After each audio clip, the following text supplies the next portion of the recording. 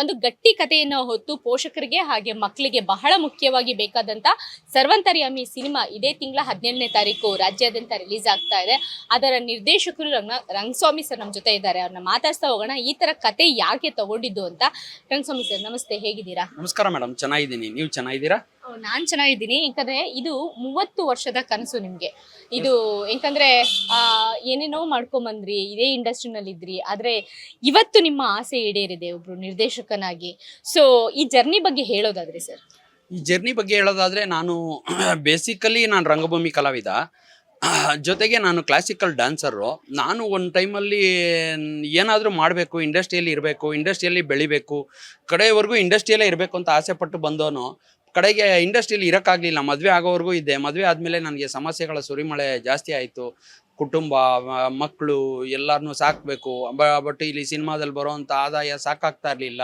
ಅವಕಾಶಗಳು ಕಡಿಮೆ ಇತ್ತು. ನಾನು ಅಸಿಸ್ಟೆಂಟ್ ಡೈರೆಕ್ಟರ್ ಆಗಿದ್ದೆ, ಅಸೋಸಿಯೇಟ್ ಡೈರೆಕ್ಟರ್ ಆದೆ.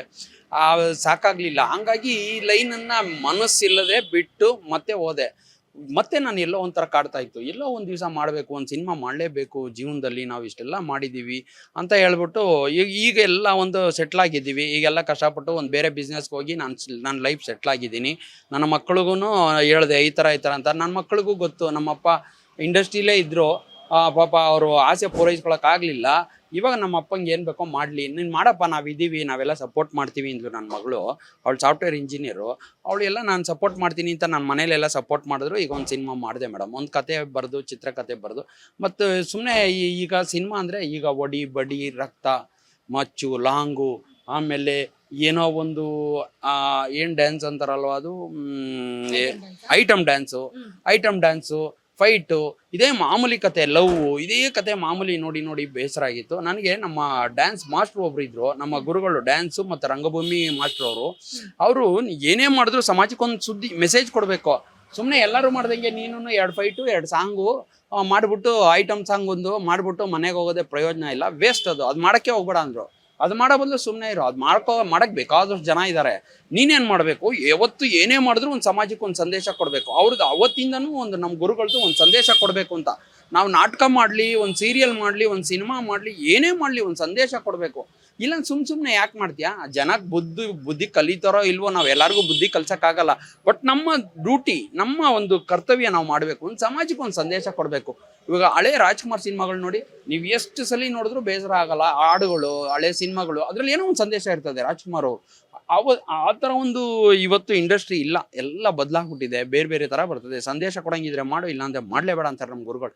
ಆ ಒಂದು ಉದ್ದೇಶ ಇಟ್ಕೊಂಡು ಒಂದು ಮೊಬೈಲ್ ಬಗ್ಗೆ ಒಂದು ತಗೊಂಡು ನಾನು ಒಂದು ಸಂದೇಶ ಮೊಬೈಲ್ ಬಗ್ಗೆ ಕೊಡೋಣ ಅಂತ ಹೇಳ್ಬಿಟ್ಟು ಮೊಬೈಲ್ ಬಗ್ಗೆ ಒಂದು ಸಂದೇಶವನ್ನು ಕೊಟ್ಟಿದ್ದೀನಿ ಈ ಸಿನಿಮಾದಲ್ಲಿ. ಈ ಮೊಬೈಲಿಂದ ಉಪಯೋಗ ಏನು, ದುರುಪಯೋಗ ಏನು, ಅನುಕೂಲ ಏನು, ಅನಾನುಕೂಲ ಏನು, ಇದರಿಂದ ಮಕ್ಕಳಿಗಿರ್ಬೋದು, ತಂದೆ ತಾಯಿಗಿರ್ಬೋದು, ಪೋಷಕರಿಗಿರ್ಬೋದು, ಒಂದು ಟೀಚರ್ಸ್ಗಿರ್ಬೋದು, ಪ್ರತಿಯೊಬ್ಬರು ಫ್ಯಾಮಿಲಿಗೂ ಇದು ಅಟ್ಯಾಚ್ ಆಗಿಬಿಟ್ಟಿದೆ.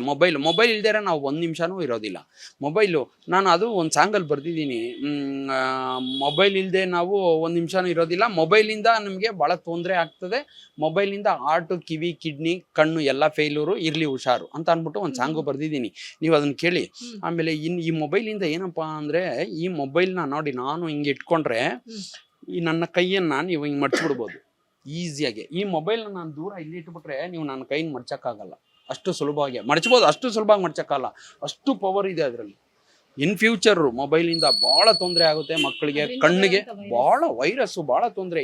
ಈ ಮೊಬೈಲಿಂದ ಏನಾಗಿದೆ ನಿಮಗೆ, ಈಗ ಈ ಅಕ್ಕಿ ಪಕ್ಷಿಗಳೇ ಕಾಣ್ತಾ ಇಲ್ಲ, ಸಣ್ಣ ಪುಟ್ಟ. ಏಕೆಂದರೆ ಗುಬ್ಬಚ್ಚಿ ಅಂತೀವಿ, ಅದು ಗುಬ್ಬಿಗಳು ಕಾಣ್ತಾ ಇಲ್ಲ. ಕಾರಣ ಏನಪ್ಪ ಅಂದರೆ ಇದ್ರ ಪವರ್ನ ತಡ್ಕೊಳಕ್ಕಾಗ್ತಾ ಇಲ್ಲ. ಅದು ತಡ್ಕೊಳಕ್ಕಾಗ್ದೇನೆ ಅದ್ರ ಸಣ್ಣ ಪುಟ್ಟಾಣಿರೋದೆ, ಅದು ಸತ್ತೋಗ್ತವೆ, ಅದು ತಡ್ಕೊಳ್ಳಲ್ಲ. ಅದು ಅದರಿಂದ ನಿಮ್ಗೆ ಗುಬ್ಬಚ್ಚಿ ಕಾಣಿಸಲ್ಲ. ಮುಂಚೆ ನೀವು ಸಣ್ಣವರಾಗಿರುವಾಗ ಎಲ್ಲಾದ್ರೂ ನೋಡಿರ್ತೀರಿ ಎಷ್ಟು ಗುಬ್ಬಚ್ಚಿ ಇತ್ತು.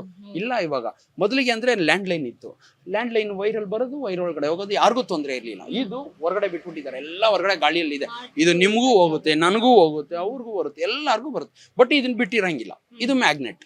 ನಾವು ಕಬ್ಣ, ನಾವು ಹಿಂಗೆ ಹೋಗ್ತಾ ಇದ್ರೆ ನಮ್ಮನ್ನ ಇಟ್ಕೊಂಡ್ಬಿಡುತ್ತೆ. ನಾವು ಬೆಳಿಗ್ಗೆ ಎದ್ದಿದ ತಕ್ಷಣ, ನನಗೀಗ 60 ವರ್ಷ, ನಾನು ಕೂಡ ಅಷ್ಟೇ ಮೊಬೈಲು ಒಂದು 5 ನಿಮಿಷ ನೋಡೋಣ ಅಂತ ಒಂದು 5 ನಿಮಿಷ ಮೊಬೈಲ್ ನೋಡ್ತೀನಿ.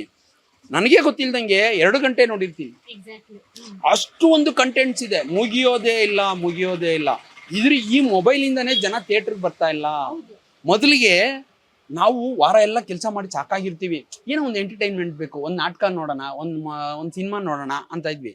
ಈಗ ಎಲ್ಲೂ ಹೋಗಲ್ಲ, ನಾವು ಮನೇಲೆ ಮೊಬೈಲ್ ಹಿಡ್ಕೊಂಡು ಕುತ್ಕೊಂಡ್ರೆ ಅಲ್ಲೇ ಸಂಜೆ ಆಗಿರುತ್ತೆ. ಅಲ್ವಾ? ಹೌದು. ಹಂಗಾಗಿ ಥಿಯೇಟ್ರಿಗೆ ಜನ ಬರ್ತಾ ಇಲ್ಲ.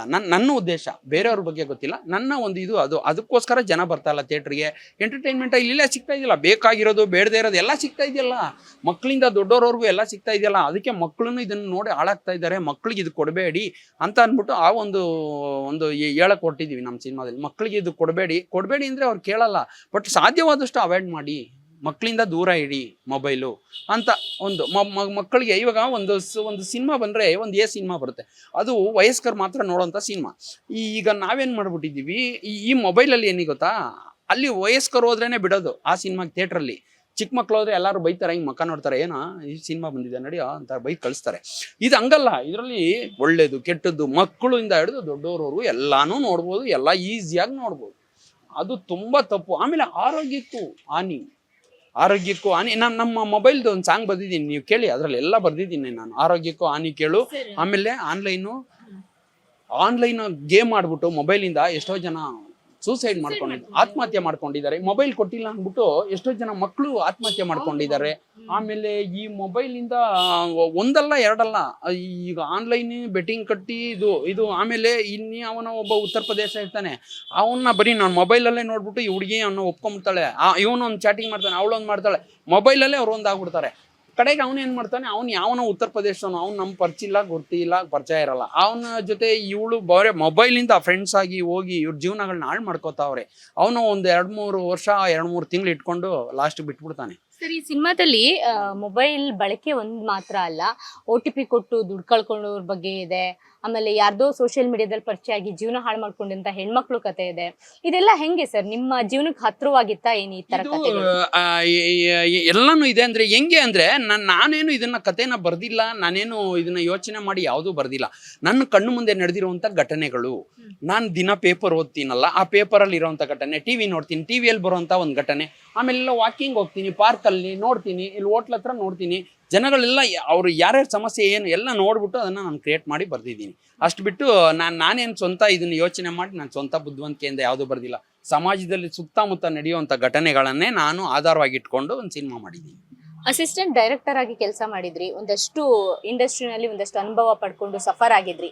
ಸೊ ಈ 30 ವರ್ಷ ಆದ್ಮೇಲೆ ಇಂಡಸ್ಟ್ರಿಗೆ ಡೈರೆಕ್ಟರ್ ಆಗಿ ಬಂದಿದ್ದೀರಿ, ಯಾರ ಸಪೋರ್ಟ್ ತುಂಬಾ ಸ್ಟ್ರಾಂಗ್ ಆಗಿದೆ? ನನಗೆ ನಮ್ಮ ಕುಟುಂಬದವರೆಲ್ಲ ಸಪೋರ್ಟ್ ಮಾಡಿದ್ದಾರೆ. ಆಮೇಲೆ ನನ್ನ ಬ್ಯಾಕ್ಗ್ರೌಂಡು, ನನಗೆ ಬೆನ್ನೆಲುಬಾಗಿ ನಿಂತಿರೋದು ನಮ್ಮ ರಾಮ್ ನಾರಾಯಣ್ ಅಂತ ಹೇಳ್ಬಿಟ್ಟು, ಅವರು ಫಿಲಮ್ ಡೈರೆಕ್ಟ್ರು. ಅವರು ನನಗೆ ನಾನು ಸಿನಿಮಾ ಮಾಡುವಾಗ ಇದ್ದಿದ್ದಂಥ ಫೆಸಿಲಿಟಿಗಳು ಬೇರೆ. ಇವಾಗೆಲ್ಲ ತುಂಬ ಅಡ್ವಾನ್ಸ್ ಆಗ್ಬಿಟ್ಟಿದೆ ಇಂಡಸ್ಟ್ರಿ, ತುಂಬ ಅಡ್ವಾನ್ಸ್ ಆಗ್ಬಿಟ್ಟಿದೆ. ಅದು ಕೆಲವೆಲ್ಲ ನನಗೆ ಗೊತ್ತಾಗಲ್ಲ, ಕೆಲವೆಲ್ಲ ನಾನು ಕತೆ ಬರೀತೀನಿ, ಡೈರೆಕ್ಷನ್ ಮಾಡ್ತೀನಿ, ಇದೆಲ್ಲ ಮಾಡ್ತೀನಿ. ಈ ಟೆಕ್ನಿಕಲ್ ಐಡಿಯಾಗಳು ಕೆಲವೊಂದು ಇಲ್ಲ ನನಗೆ. ನೀವು ನನಗೆ ಸಪೋರ್ಟ್ ಮಾಡಬೇಕು ಅಂದೆ, ನಾನು ಮಾಡ್ತೀನಿ, ನೀವು ಮಾಡಿ ಸರ್ ನೀವು ಅಂತಂದು ಹೇಳ್ಬಿಟ್ಟು ಅವ್ರು ನನಗೆ ಭಾಳ ಸಪೋರ್ಟ್ ಮಾಡಿದ್ದಾರೆ. ರಾಮ್ ನಾರಾಯಣ್ ಅಂತ ಹೇಳ್ಬಿಟ್ಟು ಅವರು ಸುಮಾರು ಒಂದು 8-10 ಸಿನಿಮಾ ಡೈರೆಕ್ಷನ್ ಮಾಡಿದ್ದಾರೆ, ಒಳ್ಳೊಳ್ಳೆ ಸಿನಿಮಾ ಮಾಡಿದ್ದಾರೆ. ಓಕೆ ಸರ್, ಇವಾಗ 17ನೇ ತಾರೀಕು ಸಿನಿಮಾ ರಿಲೀಸ್ ಆಗ್ತಾ ಇದೆ.